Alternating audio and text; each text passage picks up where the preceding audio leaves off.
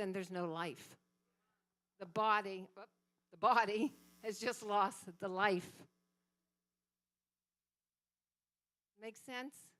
It makes so much sense when we think about it. It's just like, wow. Okay, the soul, what is the soul? So let me help you out a little bit on the soul here. The soul is the center of your decision making. It's your free will. Your mind, your will, and your emotions reside right there in that soul. Your soul makes you, you.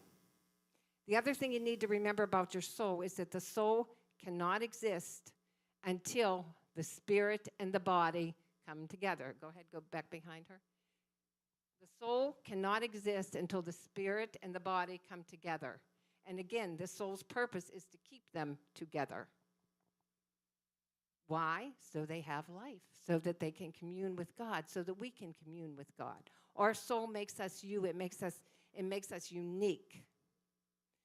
Okay, let's see. God's a God of order, right? And that shows in everything he does. First, he makes the body, then the spirit, and then the soul in that order. I love it. I just love the way God does things. That's how he creates us.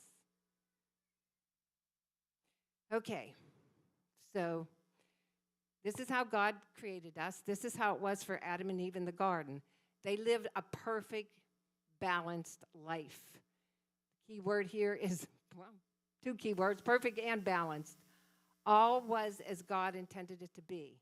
They communed with God in the garden. They didn't need anybody else. Don't you wonder sometimes what they talked about? They had so much to talk about, all of creation. Like, hey, God, how's this thing work? As they hold up a fish, Just so many things for them to talk about, so many things for them to commune about. Until that day, until that fateful day when Satan came in, whispered in the soul of Eve, and sin entered the world.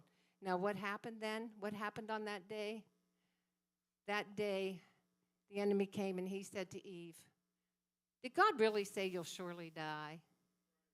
Well, you and I both know God really did say you'll surely die. And he meant it, didn't he? He meant it because what happened was the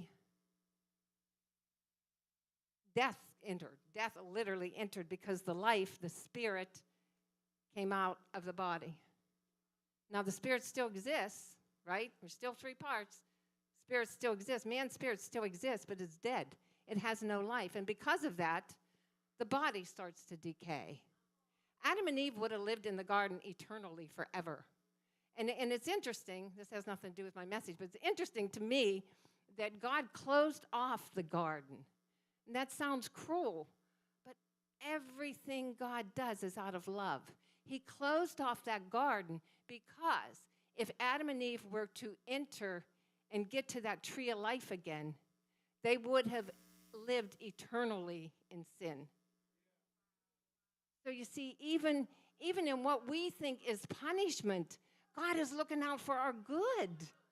He loves us. He's looking out for our good. He did not want man, his creation, he did not want him to live eternally in sin. He made a way. He made a way. That just blows my mind. He made a way. Okay, I think I'm done with you guys. Thank you. I appreciate it so much. I won't make you stand up here forever. Weren't they great? We got to love our teens, don't we? Absolutely love them. Okay, so to move on, we know what happened. So Satan enters the picture, sin enters. The Adam and Eve are thrown out of the garden. They're tossed out. And we begin like 4,000 or so, I don't think anybody really knows, years until Jesus comes on the scene. So all those years, man's walking around with a dead spirit, right? Because the life came out, right? So he's walking around with a dead spirit. But again, God makes a way. He didn't just say, I give up on him. He made a way. What was his way? Well, he sent his Holy Spirit when needed, when he needed to instruct them. He chose certain people to commune with him, the priests, leaders, people like Moses, people like Gideon, the judges, people that he chose to bring his Holy Spirit on. He spoke through the people. But God did not leave us. And 4,000 some odd years, think about it. He did all this for a purpose. And this also blows my mind. He did this for one sole purpose, and that was to show man explicitly that we cannot live without God. And didn't he show us here? I mean, when he created us, he created us. I've always heard that, and I never really understand it, but I've always heard that we were created with a void in us, and that void can only be filled by God. But until you really see it, until you really read that creation, how he put life into the man, how he breathed into his spirit, into the body, and then removed it, it doesn't make sense until you know all of that, and all of that is behind us. So I say all that, and that was probably a really long introduction, but that's okay because my message is really, really short. So we're good. So anyway, so now all these 4,000 years, man's in this altered state. It's not the perfect peace, the perfect balance of the garden. It's like walking with a limp. It just wasn't right. And man was very, very depraved all those years. I mean, we know that, right? During the days of Noah, he said, I'm done. I can't take it anymore. These people are too evil. Well, you can see why. They had no life in them. They had no way to commune with God other than what people were telling them, other than the animal sacrifices. They did it, didn't they?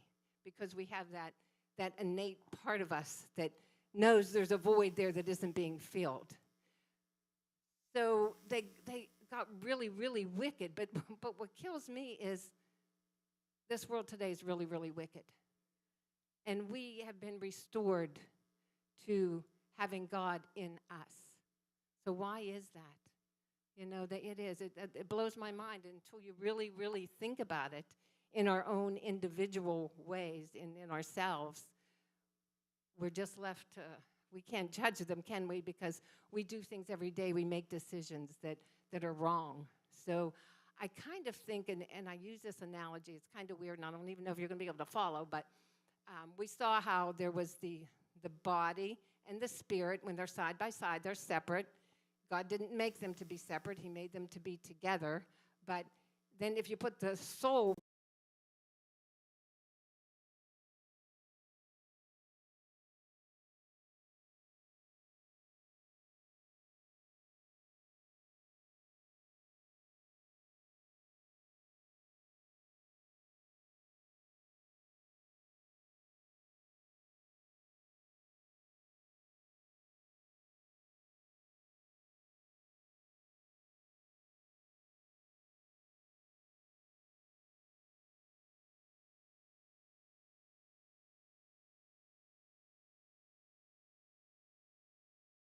you do with something as simple as a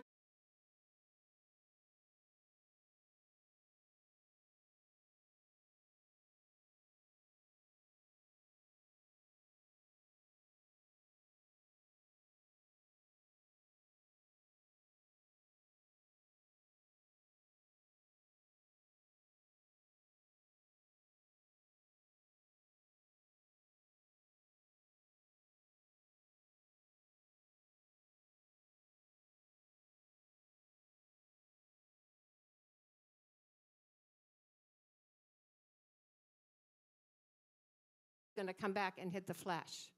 So little by little by little by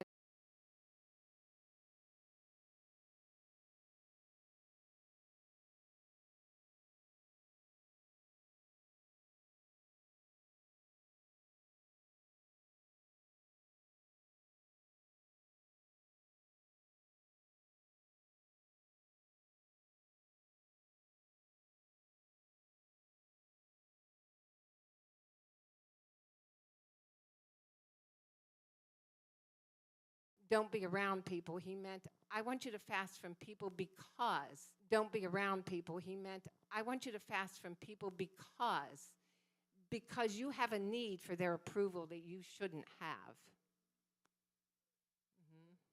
And I knew that right away. I knew that's what he was asking. So I did what I call going monk. And when I say going monk, I don't mean the TV character monk. I mean the monastery monk.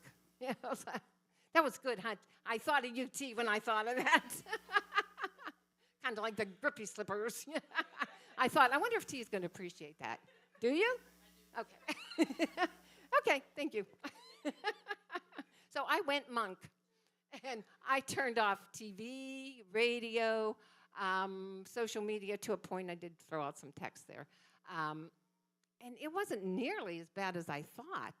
I mean, I actually rather enjoyed it. And in my mind, I was to do that for 48 hours. I was to go monk.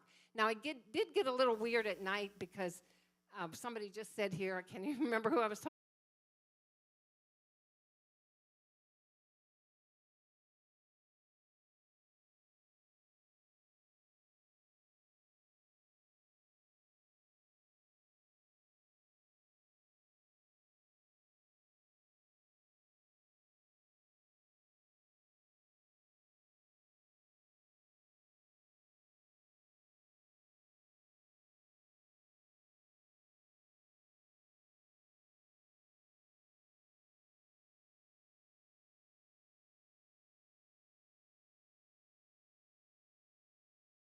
I release them from my expectations.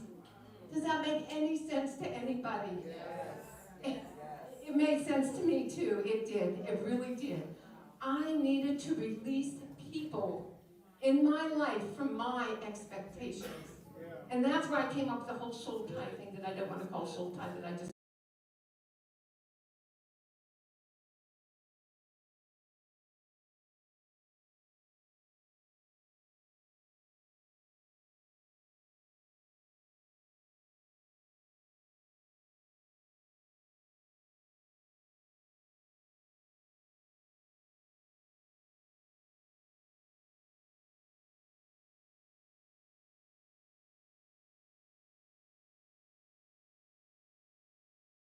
They spent Christmas with you. This year they break it to you that they're going to the. They spent Christmas with you. This year they break it to you that they're going to the in-laws for Christmas. And of course you're hurt. Of course you're hurt. And your mind goes nuts thinking, wow, they just ruined my Christmas. That's tradition. It's tradition. We're steeped in tradition. You know, and whether you verbalize it or not, they're going to catch something in you, some kind of passive aggressiveness or some kind of body language, something. They're going to know that you're not happy. In fact, they probably already knew that you wouldn't be happy when they told you, right? And where does that come from? Where does that come from? It comes from the soul, doesn't it? It comes from the soul. It's a strong emotion that's attached to the relationship you have, that bond. And it makes you, or it creates such a strong emotion that you innately, naturally, in your man spirit, naturally are going to make a decision based on that emotion. And that is where we get into trouble.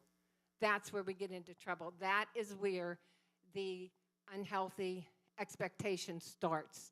Now, if they, on the other end, those that you have that expectation of, if they accept